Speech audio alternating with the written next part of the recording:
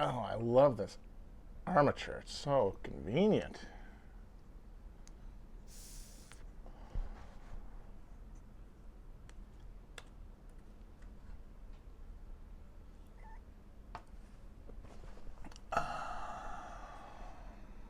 There I am. Rock me like a hurricane. Hi, guys. I'm back. It's Cushy's World Tour, or I guess basement tour, backyard tour rather.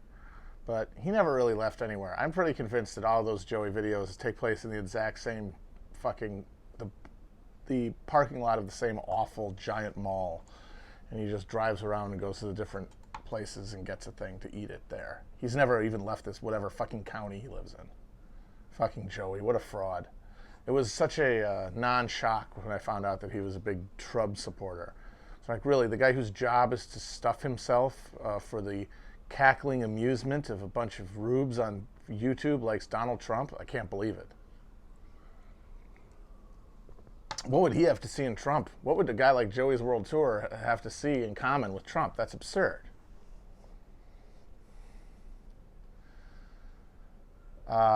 So the Department of Homeland Security is just abducting people off the streets in Portland, huh?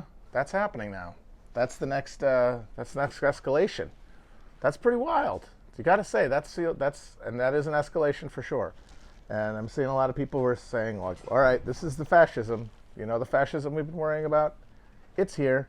And I mean, while this is certainly an escalation in authoritarianism, I think once again the word fascism kind of obscures the reality of what we're dealing with, because I mean, if you're just using fascism as a sine qua non for authoritarianism, then fine, whatever. But if you're trying to describe, you know, the phenomenon of a terminally critical capitalism, a dying capitalism trying to protect itself by creating a nationalist, right populist movement, this is an example of that. This is an example of why we're actually in a scarier situation than that. Because I honestly think one of the reasons people like to think that fascism is what we're dealing with is because it imagines that they'll get to fight it again. They'll get to go in the streets like the Red Front fighters did. They'll get to put their stamp on history and say, like, even if they win, even if this is the Fourth Reich, I'm not going to go down as one of those one of Hitler's willing executioners, or one of the good Germans who followed orders. I'll go down there as like one of the first communists to go into the fucking concentration camps after the Night of the Long Knives and the Enabling Act. But this is actually kind of scarier, because this isn't the cops, this isn't the authorities, this isn't Capitol sending out street thugs to stop people from protesting. It's first using the existing police structure to beat down the initial excitement and enthusiasm of the protesters, and then as the protests kind of lost their coherence, they didn't necessarily stop happening, but they were no longer part of a coherent movement with coherent goals.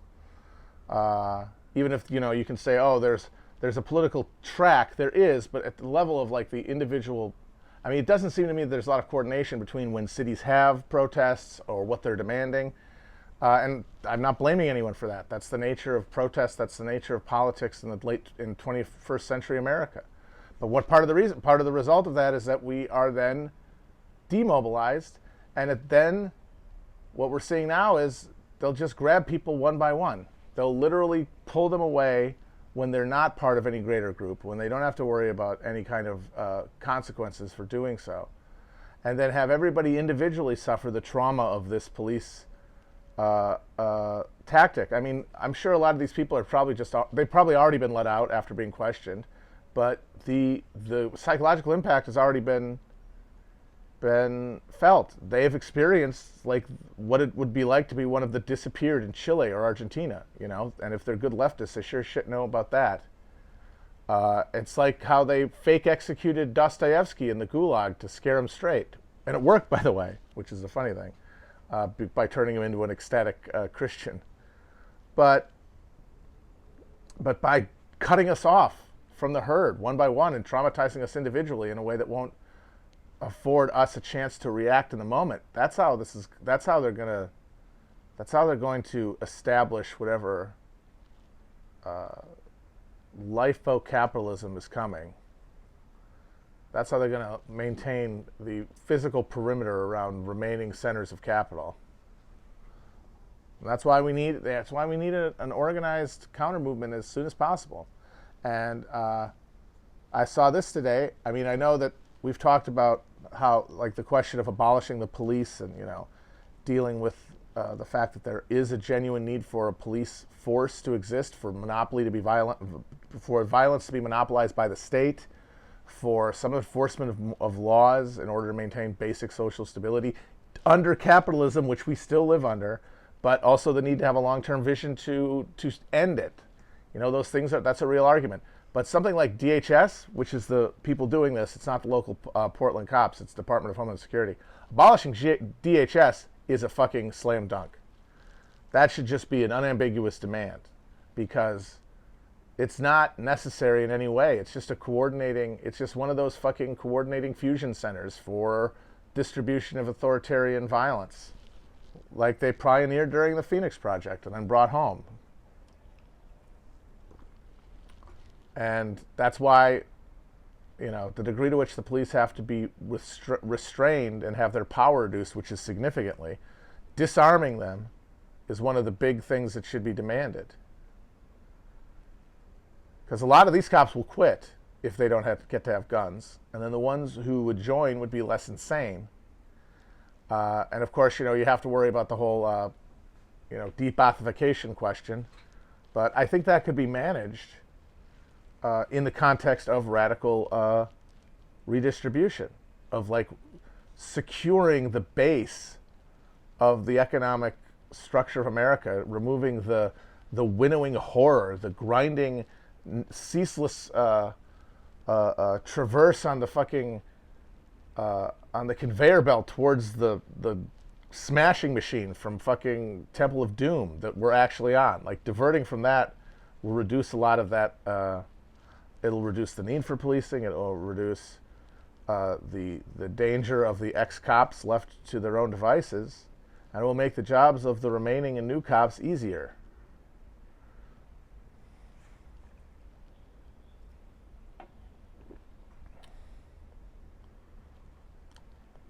But I mean, if you're not going to abolish the policing role in society, and you can't do that until capitalism is finished, and I don't think anybody has a realistic plan to end capitalism in the near future, that means they have to be realistic.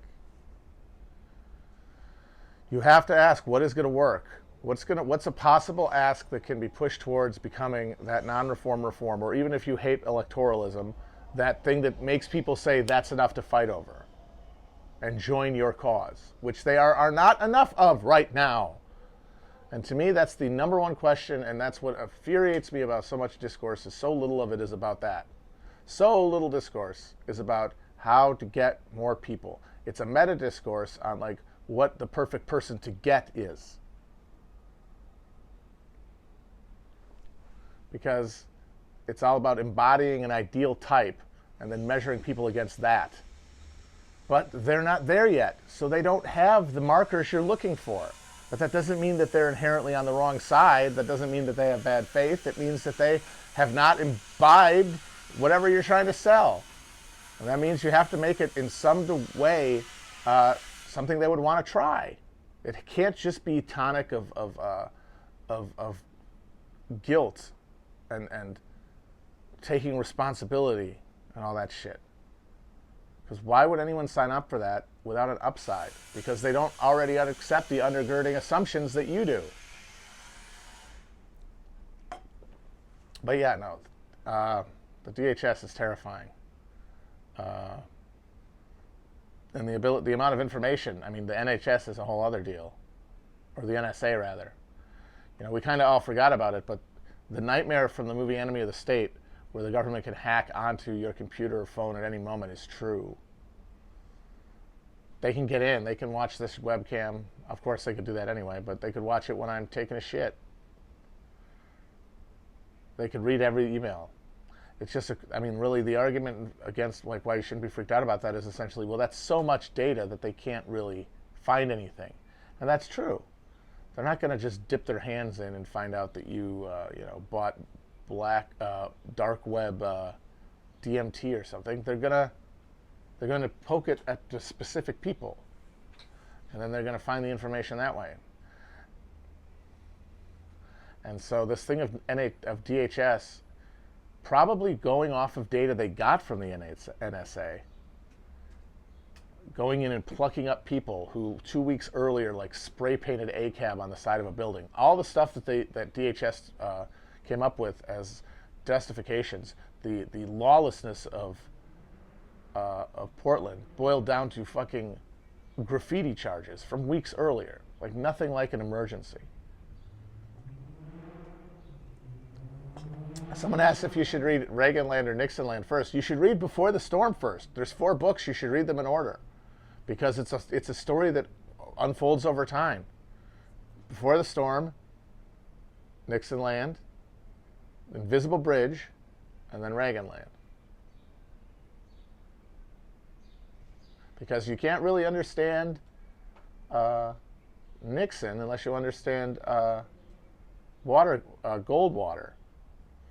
and the pressure that Goldwater represented, the new type of conservative I was talking about last week, or earlier this week. The Sun Belt, which was dominated by oil and natural gas money and aerospace and defense contracting from Orange County to Texas, basically. That's where the new money in the Republican Party came from, where the new ideology was born. Goldwater represented it, and then later it came into fruition in Orange County, California, aerospace and defense hotbed. And it was, of course, this wildly hypocritical movement of people in industries, all of which completely depended on government largesse. Like Orange County was built by the defense industry. That's direct government money spent. Natural gas and oil depended on the oil depletion allowance. That's why they bought LBJ and a million other politicians, was to maintain the delicate balances of tax rebates and incentives they got that made it worth it to risk pumping for oil. And then, of course, big ranchers who complained about having to pay grazing fees for land that was only accessible to them because of the depredations of the U.S. government that fucking dispossessed native peoples and created infrastructure for their behalf. And it was essentially a movement of sore winners, the ungrateful winners of America, the people who did so well in that immediate post-war period, that they immediately decided that they weren't doing well enough and blamed everybody else who wasn't as smart. They applied some of that Calvinism, that deep American Calvinism, to say, why isn't everybody where I am? Why isn't everybody with their lovely house and my lovely pool and my lovely wife? Well, it must be because they're insufficiently American. They're too Jewish. They have too much ethnicity to them. They don't have enough American stick-to-itive, blah, blah. Purely just self-flattering. Fucking Barry Goldwater inherited a family department store. And his grandfather only went to Arizona to sell military goods to the Army. But they didn't feel that, because that kind of provision is, by the way that we structure things, invisible. Because the people at the top are not being given, right? Like, we think of welfare as this distribution downward to the poor. And we think of people at the top paying taxes and giving to the state to give to that person, when in reality that's all money being pulled upward. The state exists to upwardly redistribute money away from the people who produce it, the people who produce value, to the people who parasitically squat over them like vampires. And so I talked the other day about ideology and how some disagreements within the Republican Party are not ideologically, they're informational. Ideological, they're informational. And somebody asked what I meant by that. And I want to say first that that's not quite true. There's no such thing as informational that is not ideological. But the differences, the arguments are along a different axis than the people in them think they are. But anyway, this is to say,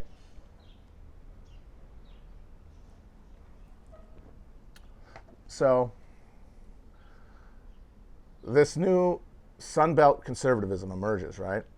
And what it's hostile to is the internationalism of the establishment Republican Party that was dominated by Wall Street finance capital, banks, the lenders, who had, and banks are who you borrow money from if you're these people, if you're people from the Sun Coast. So you actually see them not even as your friends, but your enemies, as your exploiters. And the government exists to help the banks exploit you. Even though you're benefiting from the same arrangement, you are also having income redistributed upward to you. But it's being screened by ideology because you're at the top. You get to think of yourself as a put upon, whereas the poor person gets to feel like a fucking mooch for even deigning to get the dole. They have to feel like there's so much shame among poor people about getting handouts, even though it's the scraps left over from after the fucking orgy of upward redistribution to the jackal-like parasitic upper class. But that's not how the ideology exists to make them feel. Because ideology exists to make poor people okay with what's up with them, with their lives. It's basically to assuage the misery of the poor by making them feel that they have it coming in some way, or that they can make it. If they just apply themselves, they won't be that way anymore. And then for rich people, it tells them that they deserve what they have. That's what ideology exists for rich people to do, is to make you feel like this state of affairs, in which I have wildly more than other people, into a disgusting degree, is justified. And that's because everybody's alienated in capitalism, but the alienation is different. It's some degree of alienation of self, the way that poor people and the working class people are exploited of their time, their species being, like they're alienated from the time of their actual existence. Rich people are alienated from everybody else. Rich people are alienated wildly from the human species. They live essentially separate, and that is also an alienation. And it's like a pebble in the brain, and it has to be assuaged. And ideology is there to assuage both of those things, both for the purpose of maintaining the system. They are the ideology and culture, and the culture that spawns it are like capitalism's what do you call it? White blood cells. It's the immune system. That's what I was thinking. Capitalism's immune system, social immune system, is ideology through culture. And both at the top and at the bottom, it's supposed to keep people where they are and keep people not trying to change the arrangement. So what that means, though, is that at the top, ideology eventually becomes so overwhelming because of the difference between the world as it exists and the world as you think it should. Like, for example, I talk about how, like, conservatives really think America is great. America's great. It's the land of opportunity. It's the blessed country because I'm here and I'm doing well. It's self-worship, just like their version of God is them too. It's all worshiping their ego. They don't know that, but that's what they're doing. They're worshiping their ego by making it equivalent to God and to America. But then America is filled with suffering and misery and social conflict, and the culture, oh my God, we keep getting our values spit at us, and we keep losing all this respect, and we're not being validated by the very thing that we think is the greatest thing that exists on earth. How can that be? And so ideology exists to make us answer that question without saying capitalism, without saying you are being pulled away from all humanity and everything you thought you valued is being dissolved into fucking ether by the rationalizing madness of capitalism, defining all relationships between everything through transaction, robbing everything of sacredness, spirituality, social meaning, anything. We are desacralizing the world. But you believe in spirit, at least you think you do, but you can't admit that it's capitalism, so what is it? Oh, it's the cultural Marxists, blah, blah, blah. And what that does is over time, because reality doesn't fit with your ideology, you start ignoring the parts of reality you don't like, not even on purpose. You just glide over them when you encounter them, which means even though capitalism is rule of the ruling class, of the bourgeois, of the ownership class, it's not rulership of the ruling class according to their interests. It's to their understanding of those interests.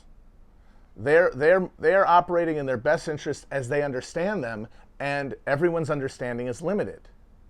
And the more out of touch you get with reality by being rich, the more you have to fill in the gaps of your understanding of the world with ideology. That's what fills all the cracks and keeps the ship from sinking. And that means that eventually you're not operating with a real understanding of the world. And that means that you're no longer operating in your best interests. And that is the war within the capitalist class that we're seeing played out at the political level. Right now, like Trump was the final victory and takeover of the party by those people who Pearlstein documents their rise to power in the Republican Party in his books.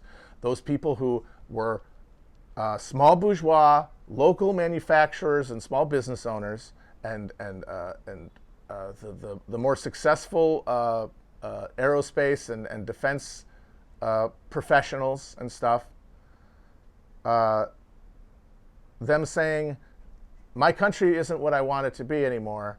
Those damn Wall Street fat cats are ruining capitalism.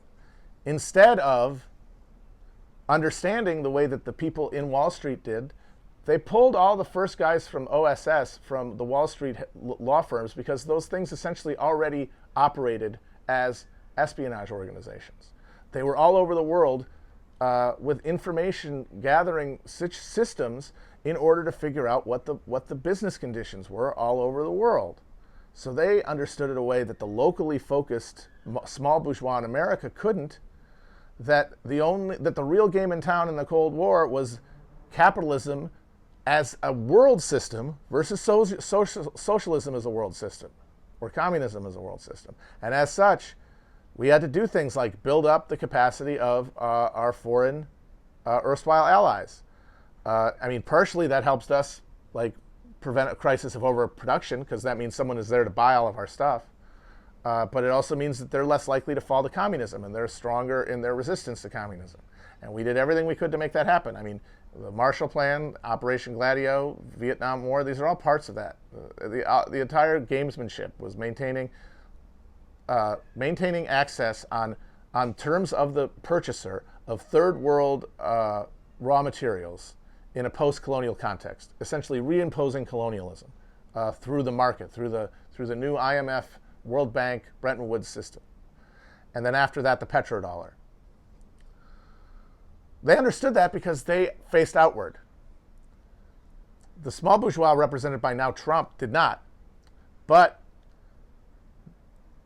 they eventually took over the political body of the Republican Party, but they had no control over the actual momentum of world capitalism independently of them. Like they gave up once they took over the political level, once they took over the levels of political power, they gave up demanding control over the economic questions. Because the early versions of this, like Robert Taft opposed the Marshall Plan. He said, "What are we doing giving all this money to the fucking Germans we just blew up?" And Wall Street, represented by Eisenhower, basically cooed him to keep him from the office in 1952, because they're like, "Hey, moron, we don't want Europe to go communist, you fucking dullard, you Ohio fucking cheeseball. You're too stupid to understand this." But by the 80s, Reagan carries out deregulation just like Carter was, just like Ford was, just like Nixon was, just accelerates the timeline of turning every American city into a fucking bombed out wreck and then just filling it with cops. He didn't do anything about that. He didn't lift a finger. He cut taxes and he cut regulations. And he got that money flowing up north. He redistributed that shit up. But he didn't do a fucking thing about the larger questions of like the global economy and America's industrial, because it's all really about jobs and industrial capacity. That's what all this boils down to. And whether we're going to have a nationalist economy or not. And the more advanced elements like progress, as in understanding what they're actually fighting for, conservatives understand that. And now they're Democrats. And now we're seeing the final war. It used to be within the Republican Party. Now that they've defeated the Republican Party, because the Democratic Party can only respond by going to the right with the Republicans. As the Republicans squeezed out the establishment, like multilateral conservatives, they got absorbed by the Democrats. which of course is trying to also hold on to the left, and we'll see how well they do that in the fall. They're probably going to do well because everyone hates Trump. But whether they're there for the midterms or something, I have a feeling we're going to see just a accelerated version of Obama all over again. Only he only wins one term this time.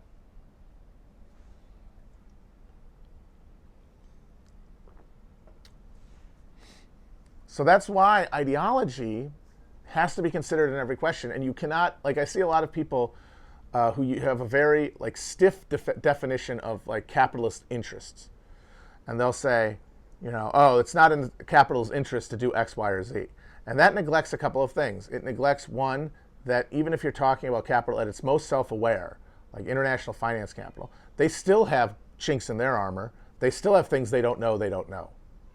They still operate under ideological assumptions that blind them to the world around them, and then at that level, they don't even have anybody to really rub against to refine down these contradictions, because they're supreme. They're masters of the universe. They touch nothing, but everything falls before their hands, so they'll never reform their contradictions.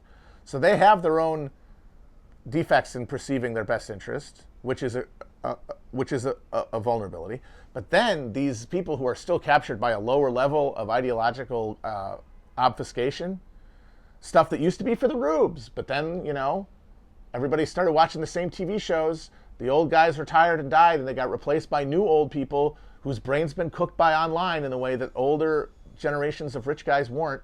And all of a sudden, they all really believe this shit. And that's why you see Trump do things that are like, this is counterproductive. What is this? It's because he's not operating from correct premises. He wants to defend capitalism, but he doesn't know what it is.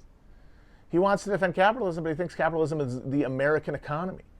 And that means he's going to make, even though he's operating from the same assumptions as the global capitalists of the Democratic Party, even though he's operating off the same assumptions, he's going to come to different conclusions because he is at a lower level of awareness due to a greater level of ideological mystification.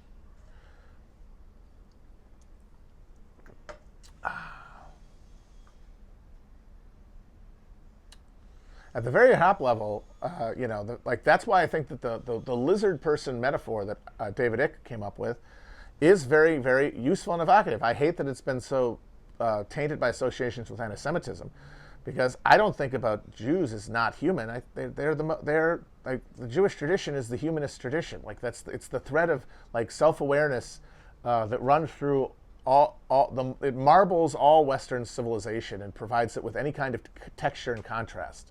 It's vital. I mean, to try to, anti-Semitism is just so stupid. I've talked about this. It's one of the absolute number one brain fails. The way that you can just like quit taking the test and halfway through and just going out to jack off in the fucking bathroom. Just pathetic lack of rigor to just stop at that. But lizards aren't people. They're reptiles, which means that they don't have a human. They don't have a human recognition of one another as anything the same. They view us as different, as a different species. Because if they didn't, they wouldn't do what they do. Very simple. To do what you do at that level of power. At that level of power. Because at lower levels, everybody is exploiting to some degree. I mean, when I order takeout, I'm an exploiter. You know, when I buy a fucking computer program or a cell phone filled with fucking slave labor produced coltan, I am exploiting. Everyone is exploiting to some degree or another. But these people are only exploiting and exploiting totally. They have to have the same abstraction towards us that we do towards, you know, towards like primates maybe, and not even the smart ones like monkeys. And that is reptilian.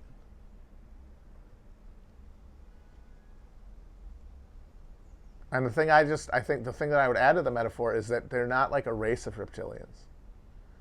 That if you do enough of their ritualized violence to other people, you will become a lizard.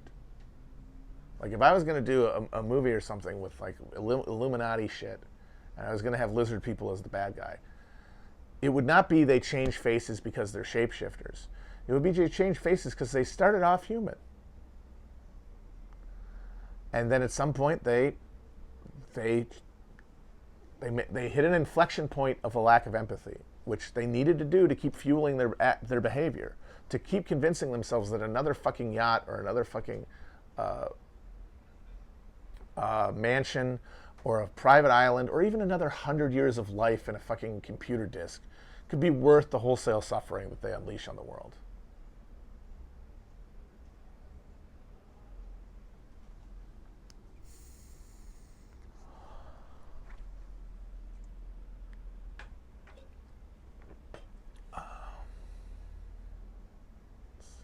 I'm going to play this Ballad of David Icke again. Still my favorite political song. I think this is the best song about politics ever written. And it's a fucking... and amazingly, it's a cappella. And I don't think he ever released it on an album. Secret rulers of the world have stolen my girl. People keep saying the shunt. What is that? in a black limousine. That was the last of her I'd ever seen.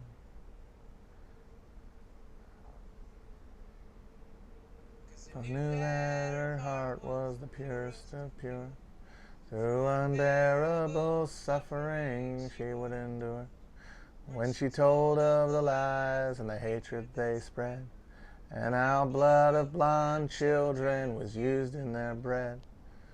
So she opened her mouth to the cold lizard tongue that was speaking in code of the work to be done, to make sure that the truthful are made to look mad, and the starving fat ashes for which they are glad.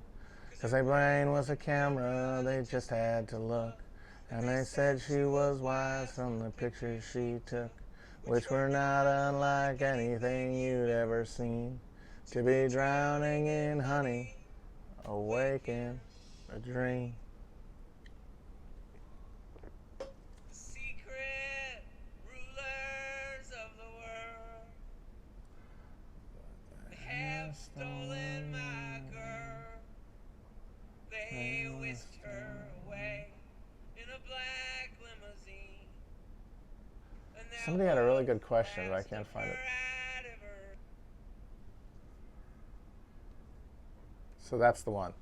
It's really good, and it basically anticipates Pizzagate completely, and that was made for the 2004 John Kerry campaign for a collection of a CD of songs by different artists to defeat Bush. Wah wah. They had Murderers Row on that album. David Byrne, They Might Be Giants. OK Go when they were the big hits, and they had that one on there. But like he gets at an essential truth that the Q people also get to, and that the reptile thing gets to, which is to do what these people are doing to us, they have to be sick. Like that is the big refrain among Pizzagate people, right? These people are sick. And the thing is, it's true, but who they think is sick are like Hollywood actors who make like $10 million a year. You know? Like they think it's people, because that's how they view the war, is through a cultural lens. To their minds, like the guys they see on TV are the ones doing the evil because they live at that level of symbolic abstraction. Politics is the TV. The good guys are the good guys on TV. The bad guys are the bad guys on TV. So when they think of who is doing it, it's Robert De Niro. It's all the fake news anchors. It's all the actors, like you saw the thing today of all the Friends people being secretly executed this month and replaced with holograms. It's not being able to see the forest for the trees, and so they recognize that in a world this awful, someone is responsible, and that person is evil. That person has renounced humanity in a significant way, in a morally meaningful way.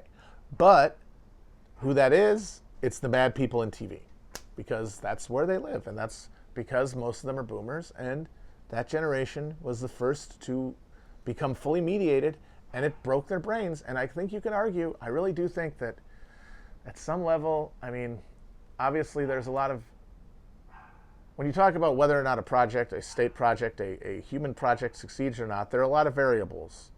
And some of them are contingent, some of them are completely determined by by the very structure of the situation that they find themselves in. And I guess you could say that like the emergence of first television and then the internet is one of those things that was going to happen eventually. But man, it really fucking threw a wrench in the gears, I gotta say. I mean, you could argue that it accelerated certain processes of of empathy building across cultures, but at the cost of our ability to function as social beings. Which means that any like ideological or social shift is totally secondary to that basic reality that we've been scrambled. We've been turned into the dreaded Pringle. We are Pringles, trapped in a tube.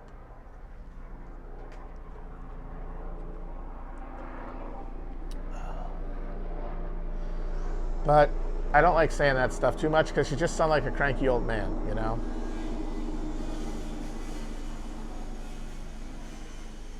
Da da da da da da da da da da da da da da da. I was thinking that tells you where I have been since like the cops have started really cracking down on people. Last time I heard the helicopter that close, I thought of Goodfellas, and this time I thought of fucking Apocalypse Now when they attack the village.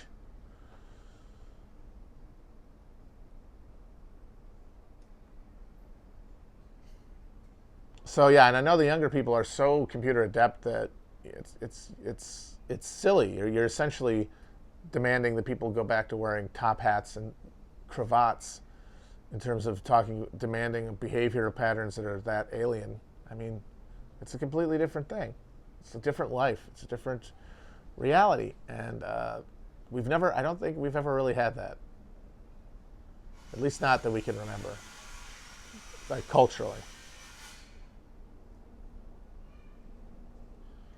Yeah, really, Infinite Jest really did nail it, because Infinite Jest understood that the solipsistic seduction of entertainment is incredibly powerful, because it allows you to live a simulated version of the life that we are all thrust into unknowingly and unwittingly, but on our terms and without negative emotional consequences. And that is an insanely powerful seduction, because life is suffering, and it takes a lot of suffering to learn that that is all life is, and then it takes a lot of maturity and insight or luck to find yourself in a position to acknowledge, oh, that means that I have to deal with that. I can't flee from it. It will come and get me. And people get to that realization through repeated exposure to the traumas and horrors of life by seeking things and not getting them, and then seeking things and then getting them, and then having that not be sufficient after a while.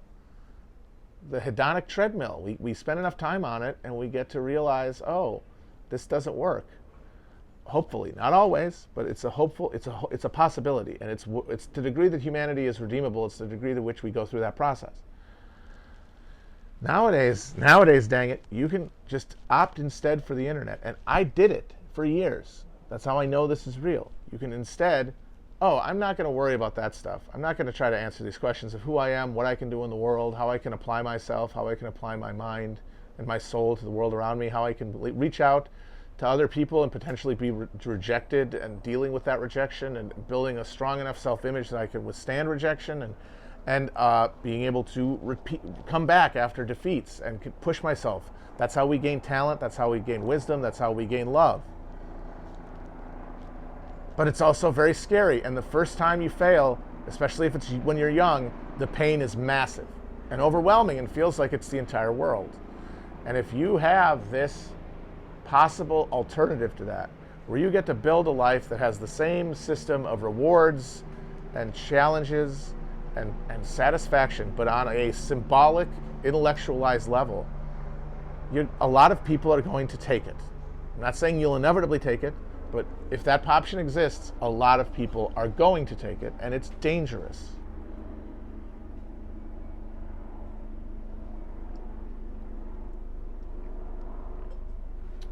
It's dangerous. because it means that people get into their adult years without ever trying anything. Like getting by as little as they have to, and then using the internet and video games specifically as a big like organizer to channel that unfulfilled human energy. The remainder we have left that doesn't get alienated by capital. Our peace with ourselves is a degree that we can channel that in a way that makes us feel like we're doing something useful to ourselves first and foremost. But then at a certain level, we recognize that that is inextricably linked with what's best for everybody. That those are one and the same. And that we have to move any way we can to pursue that. And I think that realization comes. And I think the internet makes it harder. But it also allows for things like, I mean, I wouldn't be where I was. It's very interesting. It's a possible counterfactual because the internet made my life harder and worse for many years. And then even after the show was successful, I was also not very happy for a lot of time. I was anxious, and I was insecure in it. And but I also don't feel like I'd be where I am now if it wasn't for that. And I wouldn't be able to go where I want to go from here if it wasn't for that.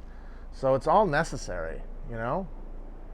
I think that's the power of recognizing how important it is to drop guilt, to not look backwards, beyond recognizing our mistakes. We recognize our mistakes so we don't repeat them. But then we have to drop any kind of negative association and guilt around anything we did in the past, because it will just make it harder for us to think, because it'll make it harder for us to really consider what we did and why we did it, because we're not going to want to think about it. But if we rob it of that psychic pain, if we rob it of the ability to hurt us, then we can really learn. We can learn from everything, and that means it was worth doing. And that means there was a reason it happened. It's if you can find a reason for it happening out of the mistake. And that's easier to do if you don't wrap a lot of guilt and question and negativity around it.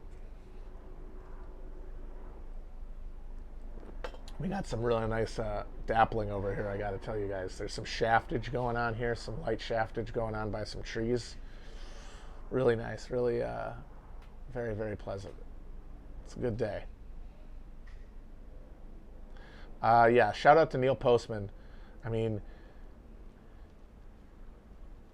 how could you describe what's happening more succinctly than amusing ourselves to death? I mean, if hypothetically, and this is not going to happen, but if this coronavirus does push this rickety house of cards over, this gigantic Ponzi scheme that is the American economy, it'll be because Americans got so stupefied by entertainment that they turned politics. I mean, it was not one thing or another. While they were turning politics into entertainment, politics was being robbed of its meaning by backroom deals between Republicans and Democrats to no longer talk about economic issues. But it was easier to do that because people were looking at the goddamn entertainment. And they turned politics into entertainment, and then they put an entertainer in charge, and he ruled the way that a senile, television-addicted, any one of the people who watches Fox News would rule. And isn't that democracy? Democracy is representative government. The question is, who does it represent? And among those people, the people who think that, well, you should really only be able to vote if you're a white landowner anyway, he is the perfect representation of them. And he helped rule, he helped guide. I mean, obviously the thing is going to come apart one way or the other. We are in terminal crisis, have been since the 70s. Trump has nothing to do with that. But he's the one who crashes the plane into the fucking house of cards. It'd be very funny and very Postman.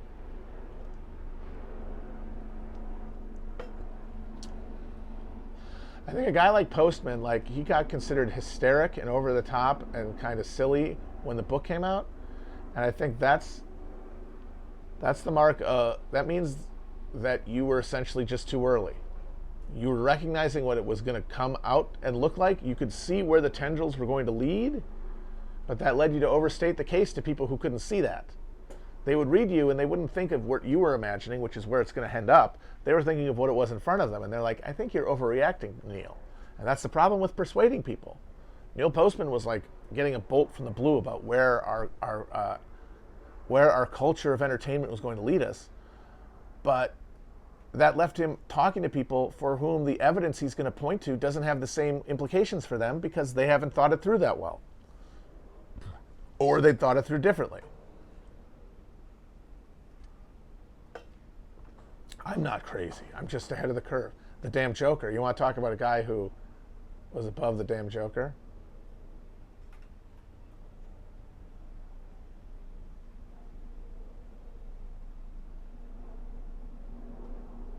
But the other thing is, in terms of the mechanisms, he's going to be behind the times because he was writing in the fucking 70s or the 80s or whatever. The internet is something that I think even people who were relatively prescient about it back then could not have conceived of. Like even Foster Wallace's description of the internet is, and he was writing in the 90s when DARPANET already existed and there was a primitive email, is kind of hilariously old-fashioned. Somebody's saying I don't understand the awesome power of the Federal Reserve. I think I do. But that's what I'm talking about.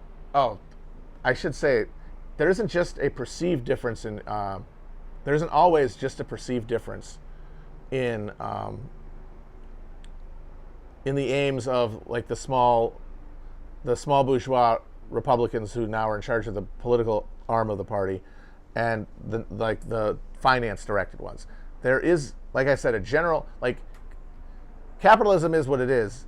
People who understand the neoliberal turn, people who had the had the Ned Beatty speech given to them in the 70s, like that scene in Network, everybody in America got that in some way or another, subliminally. Jimmy Carter might have gotten it literally. An understanding of your understanding of these notions is limited by your age and by your expectations until now. We are entering a new era. And the Democrats assimilated that. The Democrats are that party now. And now there's a remainder of Republicans who are turning that way. Now, what they recognize is that there's only one capitalism. So you can't create while maintaining capitalism as it exists, you can't create the kind of autarkic structure that these guys want. So they are more correct that the capitalism's broad long-term interests are served by globalism, by globalization. But for certain small bourgeois, that fucks them over.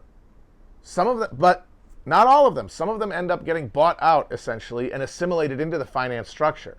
And then the ones who aren't are in a position to be actually exploited and destroyed by finance capital. But, I mean, that's the same sort of conflict within the bourgeois that happens in every bourgeois dictatorship, and that necessitates the state. That's why the state exists, to play referee, and to sometimes pick one over the other when they're in actual direct material conflict instead of just, like I was talking about earlier, kind of illusory ideological conflict. So in this case, there is a direct conflict between small American bourgeois producers who still exist and the global market. And that's true in different segments of agriculture and other parts of the economy. But but the powers that be have decided ideologically that there's no way to maintain capitalism's vitality internationally without sacrificing those industries. And those people are either going to sell out and stay among the elite, or lose it all and become poor. And if they're poor and middle class, then they're out of the club anyway, and we don't have to talk to them.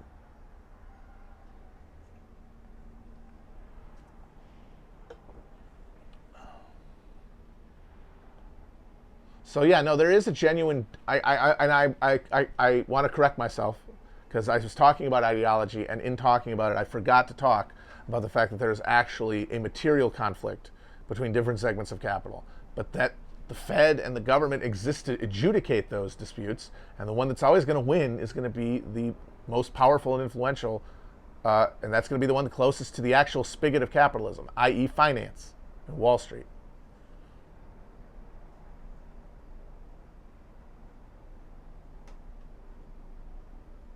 Is something happening in the chat? People seem to be fussing and feuding. I wasn't really looking. I was talking. What's going on? What's going on out here in this chat room now? Is there going to be a ruckus now? Now I heard told that there was a ruckus down in the comment section, and someone they got out the Federal Reserve guy. Well, I hope I answered his question or responded to his critique. Because the thing is, like, I always find those Fed people, they're either like, I don't get what the point is. There's 2 points. One point is, yeah, they're the embodied will of established finance capitalism, or what? They're the Jews. At a certain point, there's no difference in the way you're describing them. You're not even describing Jews. You're describing specific people in positions of super high power, and then you just want to abstract them to have the level of like supernatural beings, because you are not materialist enough in your analysis. You haven't squeezed all of the spiritual bullshit out of the toothpaste tube. Because that's what you're trying to do when you're trying to make sense of the world. Is you're trying to squeeze the ideology, the emotion, the bias that comes from living at the level of symbolic abstraction, which the symbolic map that we use to navigate the real world. We have to use that.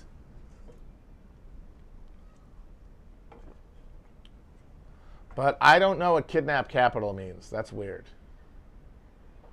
Does that mean like kidnapping Jerome Powell or something?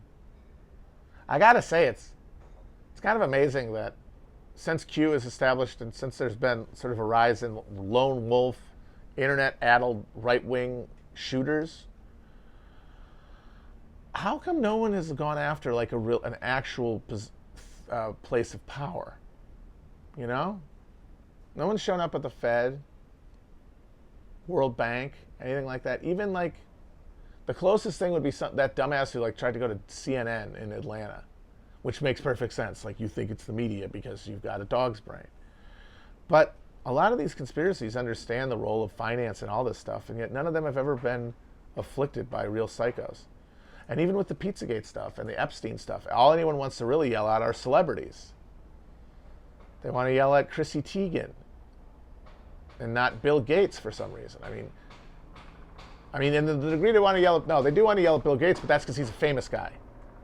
Bill Gates is just another celebrity. I mean, I'm trying to think of like the finance people, like Lex Wexner. How often do you hear anybody talk about that motherfucker? That guy who's not been charged, the guy who fucking funded Epstein from the beginning, staked him, gave him power of attorney when his only criteria, his entire career at the point that he was hired by Wexner, and given a yacht, given a fucking mansion, given power of attorney and billions of dollars to manage, he was a fucking high school math teacher, and then he was a quant at Bear Stearns, and then he was involved in a fucking pyramid scheme that got his partner thrown in jail.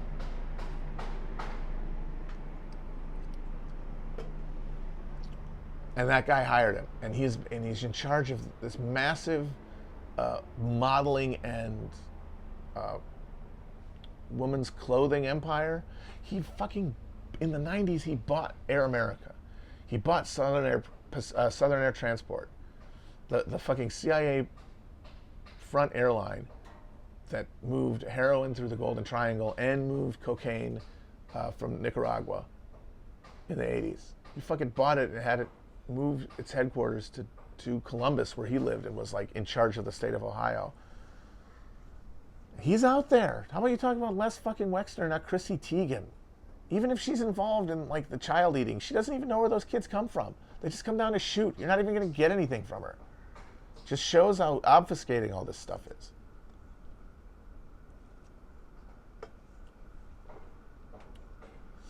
Oh man, Deutsche Bank. Holy shit, Deutsche Bank is... So does anybody know what BCCI is? Banco Ambrosiano? Does that ring a bell? So Banco Ambrosiano was the Vatican bank that was used as a piggy bank for the mafia and Gladio during the 60s and 70s. Roberto Calvi, Blackfire Bridge, that whole deal. I've talked about it. And BCCI was another bank that was discovered during the Iran-Contra hearings to have basically just been a giant pass-through front for CIA black money. like cocaine for cash, then for guns, for whatever anybody needed. And I would say that Deutsche Bank is that now. When you look at their connections to Epstein, cartels, Russian mafia, big time. I mean, that was Donald Trump's job. Not being on The Apprentice. His job before he became president was laundering Russian drug money, courtesy of Deutsche Bank.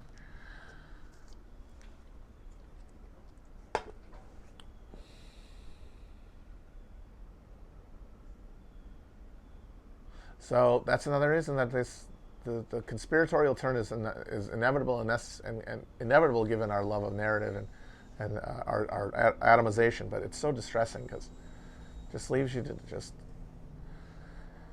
Who wants to talk about some boring banker when you talk about all the celebs on the TV that you hate all the time and that you yell at when they're doing all their gay rights bullshit?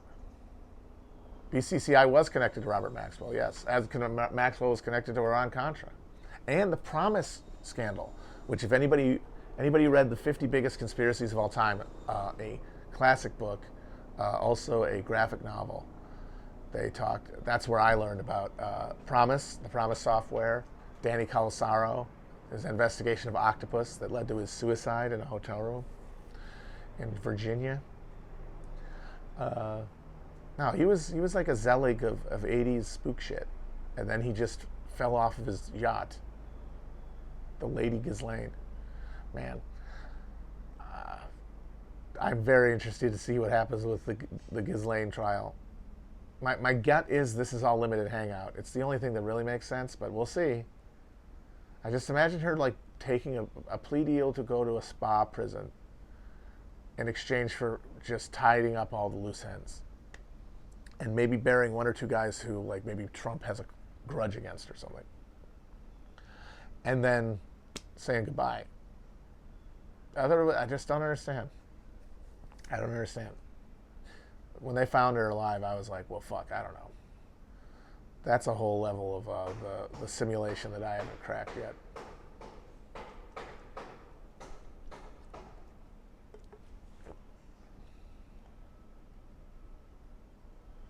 And the funny thing is you can't even say, well, they can't kill her, because we all know in our hearts that they could. Because I remember saying they can't kill him. On the first episode of TrueAnon, I said that. They can't kill him. And then they did. Because what are you going to do about it? They kill her. What are you going to do about it? What? You're going to lose faith in the government? Oh, wow, we're terrified of that. What are you going to do? Complain about it on Twitter? Go to a fucking QAnon protest? We don't give a shit.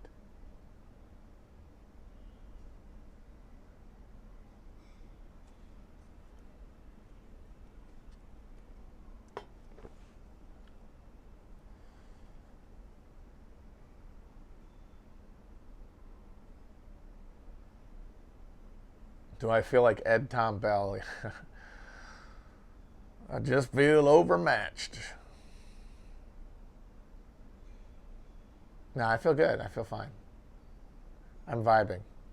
I feel like a good, not a good version, because I don't think I'm good. I'm that good, but like a non-evil Anton Chigurh right now. Because I feel like Anton kind of was self-actualizing in a perverse way, and I feel like I'm getting closer to that.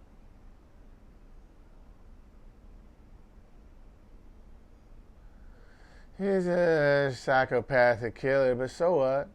Plenty of them around.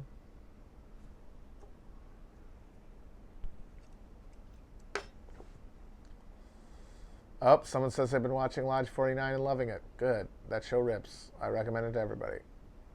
I wish it got just one more season, though.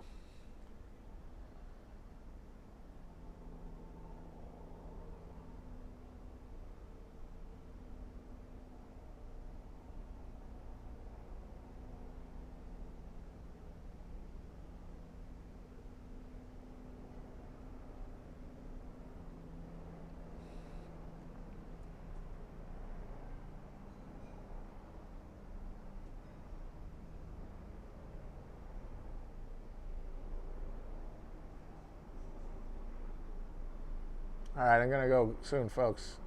I have one more question. Oh, just thank you for reminding me. Smoked pork was very good. It wasn't as good as Will's, but I didn't expect that. First time, try them and all. It didn't have like the crackling outer crust that he gets, but that's, I mean, I was working with fucking coals, and first time ever. So, but no, it was juicy. Had some marbling on the flesh. Went very well with the hoisin and a little potato bun. It was good. I was happy about it. I talked about Portland at the beginning of the episode.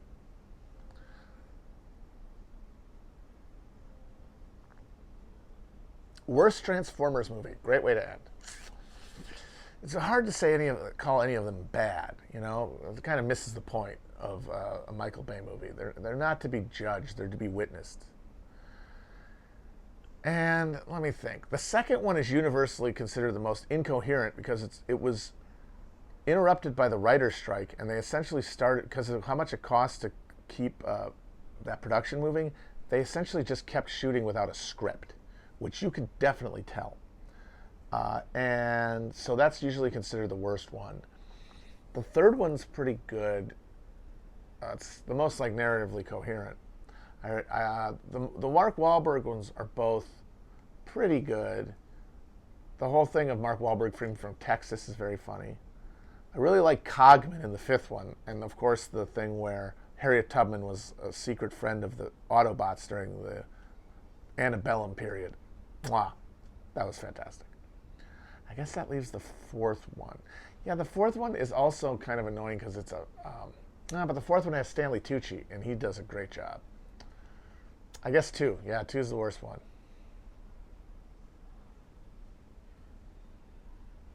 Although two has its moments as well. There's a thing where they have a giant evil transformer that's made out of other transformers that are all earth movers and construction devices. And there's these two giant balls, like iron balls they use to smash wrecking balls. Two wrecking balls hanging from chains at the crotch. And John Turturro is trying to call in an airstrike. And he goes, I'm underneath the alien scrotum. And then what's even funnier is they use that as a moment to show off a rail gun, which they use to blow up this transformer. Railgun technology, which is one of those massive fucking Pentagon boondoggles. They spend billions of dollars on this hypothetical shit that doesn't work. And then they make propaganda movies where it's like, okay, yeah, this might seem like a big waste of money, but what if there's a giant transformer trying to destroy one of the pyramids of Giza so that he can grab a telemetry tracker and create a giant space laser to destroy Earth? Then you're going to want a fucking railgun. They also put the F-22 in the first one. What if yeah, sure, there's no real dogfights anymore. Air superiority is beyond established. But there's no possibility of dogfights. But what if Starscream is there? And Starscream, remember, he's a very fast jet. We're going to have to be even faster than him. Yeah, just literal propaganda.